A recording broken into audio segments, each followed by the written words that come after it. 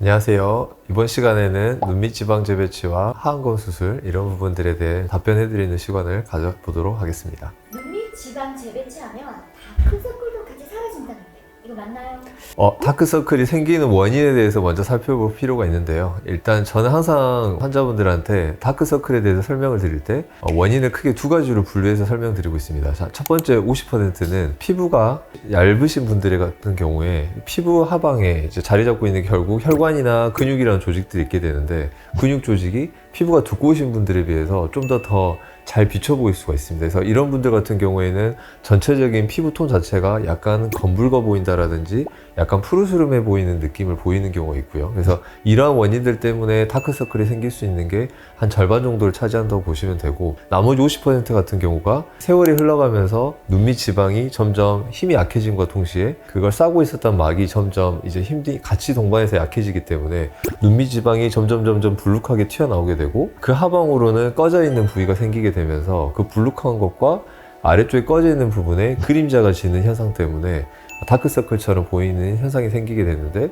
눈밑 지방 재배치를 통해서는 앞서 설명드렸던 눈 밑에 있는 피부나 혈관이 비쳐 보이는 그 원인에 대한 다크서클에 대한 부분은 교정하기는 어렵습니다, 솔직히. 하지만 그림자가 생기는 그 현상에 대한 부분은 눈밑 지방 재배치 수술을 통해서 충분히 개선할 수가 있기 때문에 그 50%에 대한 부분이 개선되는 효과만으로도 다크서클이 수술하기 전보다는 충분히 개선된 효과를 가져올 수 있습니다.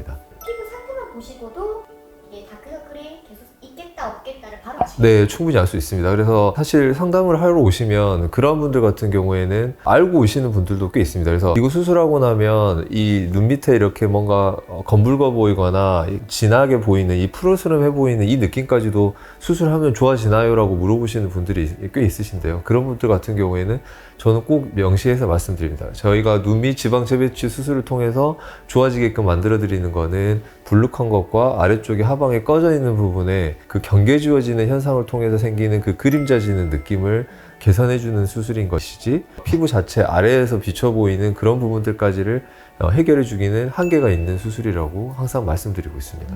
하안검이랑 눈밑 지방 재배치 사실 하안검 수술이나 눈밑 지방 재배치 수술이나 똑같은 개념의 수술이 무엇이냐면, 눈밑 지방 재배치라는 과정이 하안검 수술에도 동일하게 들어가고 있습니다. 사실 환자분들이 최근에 좀 더 이해가기 편하게끔 하기 위해서 통상적으로 눈밑 지방 재배치라고 하면 다들 어떠한 식으로 많이들 사용을 하고 있냐면, 우리가 눈을 뒤집어 보면 눈 안쪽에 붉은 결막이라고 보이는 속살 부분이 있습니다. 그래서 대부분은 피부 쪽에 절개를 가하지 않고 흉터를 숨기기 위해서 눈 안쪽에 있는 붉은 속살에 절개를 가해서 이루어지는 방식의 수술을 우리는 주로 눈밑 지방 재배치라고 저는 알고 있고, 하안검 수술이라고 하면 눈밑 지방 재배치를 하는 거는 동일하나 나이가 어느 정도 중년 이상이 넘어가고 피부가 많이 늘어져 있거나 처져 있으신 분들 같은 경우에는 피부 절개를 함으로 인해서 우리가 나중에 눈밑 지방 재배치를 완료한 이후에 마지막 수술 과정에서 늘어져 있는 피부와 근육 조직을